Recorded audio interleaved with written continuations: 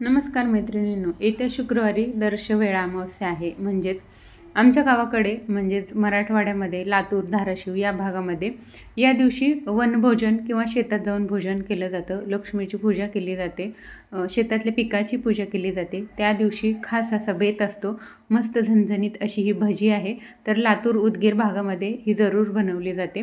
आणि यासोबतच आज आपण आंबील बनवणार आहोत. मस्त असा गावरान बेत आहे आपला. तर चला लगेच आपण इथं रेसिपीला सुरुवात करतोय. तर त्या अगोदर आपल्याला तयारी करून घ्यायची आहे, कारण यामध्ये भरपूर अशा भाज्या वापरल्या जातात. तर मी इथं तीच तयारी केलेली आहे. तर इथं काही या पालेभाज्या घेतलेल्या आहेत.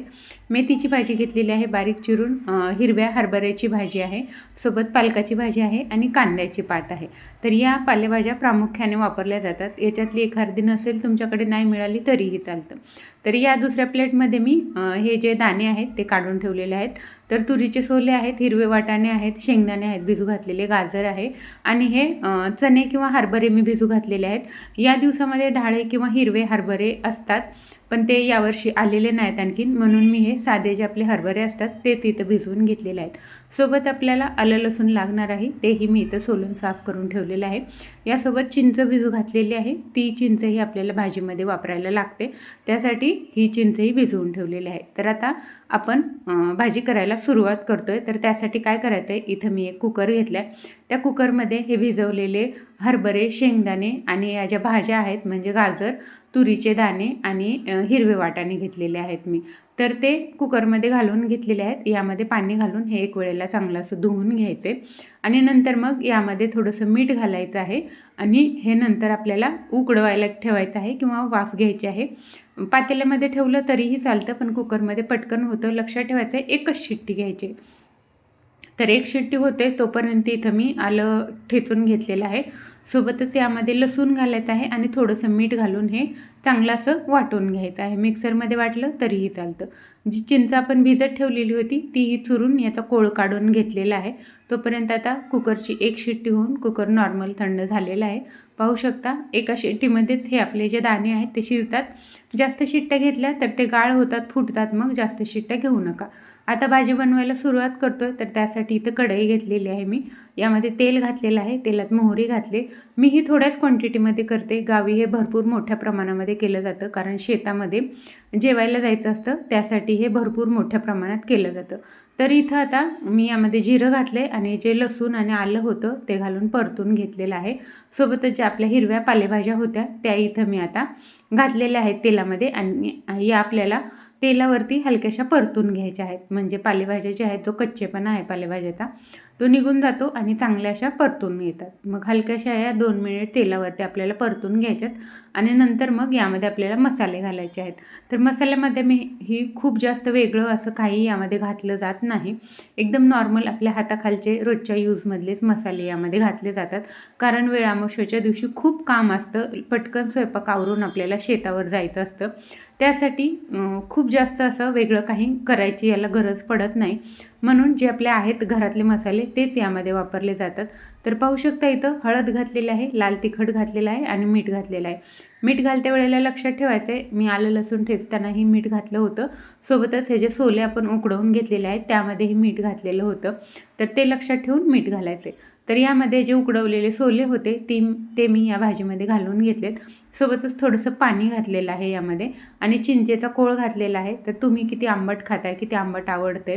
याशिवाय जी आपण हरभऱ्याची हिरवी भाजी घातलेली आहे यामध्ये तीही थोडीशी आंबूस असते. हा विचार करून मग इथं चिंचेचा कोळ तुम्हाला घालायचा आहे. भाजी एकीकडे शिजते. भाजीला आपल्याला 5 ते 7 मिनिट चांगला असं एकजीव शिजवून घ्यायचं आहे. तोपर्यंत इथं दुसरीकडे मी काय केलं आहे, एका वाटीमध्ये 2-3 चमचे डाळीचं पीठ घेतले. तर डाळीचं पीठ हे काय असतं तुम्हाला माहिती आहे का, हे मला नक्की कमेंट करा. नसेल माहिती तर मी सांगते. तर डाळीचं पीठ हे आमच्या भागामध्ये मराठवाड्यामध्ये आम्ही बोलतो, म्हणजे काय असतं, चणा डाळ दळलेली असते ज्याला आपण बेसन बोलतो ते. तर इथं डाळीचं पीठ मी घेतलेलं आहे, त्यामध्ये पाणी घातले आणि चांगलं हे अशा प्रकारे पातळसर मिक्स करून घ्यायचे. आता ही जी भाजी आहे याला 5-7 मिनिट झालेले आहेत चांगले शिजून. सर्व भाज्या एकत्रित चांगल्या अशा शिजलेल्या आहेत. पाहू शकता पाणी याच्यातलं थोडंसं आटलेलं आहे. खूप जास्त पातळ भाजी ही नसते, गरगट्टी भाजी असते. त्यासाठी आता इथं हे जे बेसन आहे पाण्यामध्ये मिक्स केलेलं ते यामध्ये मी घालून घेतलेलं आहे. थंड पाण्यात मिक्स केलं आहे म्हणजे गुठळ्या होत नाहीत. गरम पाणी जर आपण पिठामध्ये घातलं तर गुठळ्या होतात.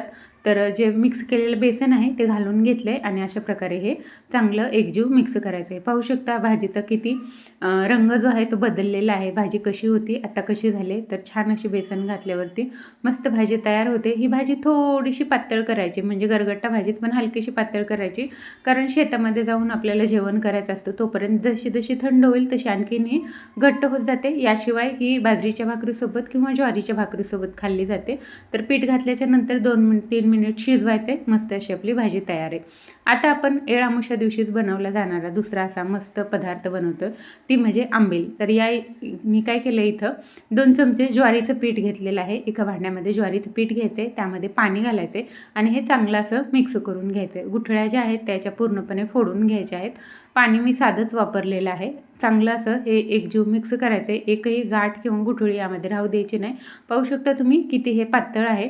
आणखीन मी यामध्ये पाणी घातलेलं आहे. आता काय करायचं आहे, गॅस जो आहे तो एकदम स्लो फ्लेमवरती चालू करायचा आहे आणि त्यावरती हे पीठ कालवलेलं भांडं जे आहे ते ठेवून घ्यायचे आणि हे आपल्याला अशा प्रकारे 4 ते 5 मिनिट चांगलं असं शिजवून घ्यायचं आहे.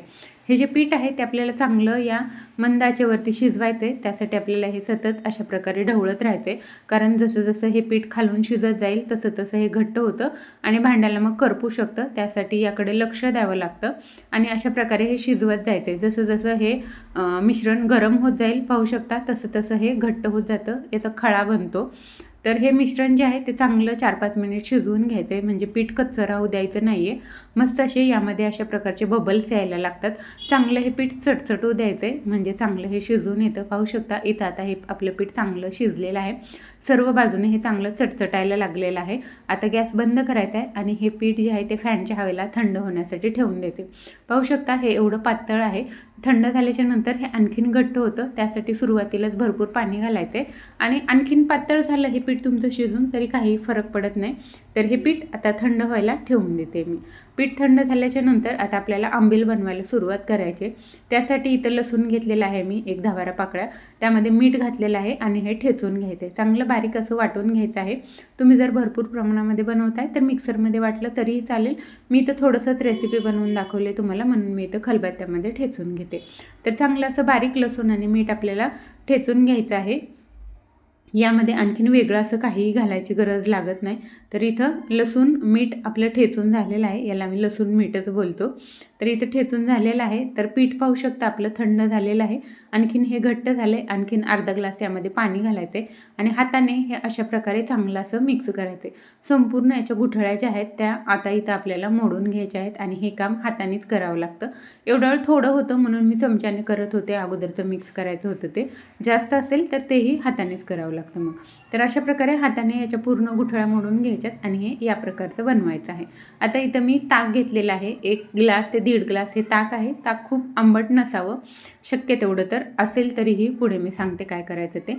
आता या ताकाची आपण आंबील बनवतोय. तर इथं काय करायचं आहे, जे आपण लसूण आणि मीठ कुटून ठेवलेलं होतं ते कच्चंच यामध्ये घालायचं आहे. खूप मस्त अशी या कच्च्या लसणाची टेस्ट यामध्ये लागते. तर हे कच्चंच यामध्ये घालायचं आहे, फ्राय वगैरे करायचं नाही. आणि हे जे ज्वारीचं पीठ आपण शिजवून ठेवलेलं आहे ते यामध्ये आवश्यकतेनुसार घालायचे. तुम्हाला आंबील किती घट्ट पातळ पाहिजे किंवा तुमचं आंबिलीचं प्रमाण किती आहे यानुसार याचं माप जे आहे ते ठरतं. परफेक्ट असं याचं माप काहीच नसतं. आणि जेव्हा आपण हे पीठ शिजवतो ना त्यामध्ये त्या थोड्याशा ज्वारी जरी टाकली तरी त्या घुगऱ्या तयार होतात. आंबील आणि घुगऱ्या असं शेतामध्ये हे शिंपडली जाते आंबील, त्यासाठी बनवतात आणि पिण्यासाठीही एकदम भारी लागते. तर हे चांगलं असं एकजीव मिक्स करून घ्यायचे. पाहू शकता अशा प्रकारे पीठ यामध्ये मी मिक्स केलेलं आहे. घट्ट पातळ बघून तुम्हाला आवश्यकता असेल तर आणखीन शिजवलेलं पीठ घालायचे किंवा मग साधं पाणी घालायचे.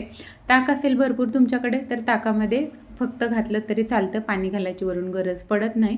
तर इथं हे चांगलं असं मी एकसारखं मिक्स केले. आता यावरती आपल्याला तडका द्यायचा आहे. तो कसा द्यायचा, एकदम साधी सोपी पद्धत आहे, तेही आपण पाहून घेऊयात. मस्त अशी थंडगार जी आपली आंबील असते ती तयार होते. तर इथं मी कढई ठेवलेली आहे तडका देण्यासाठी. त्यामध्ये थोडंसं तेल घातले.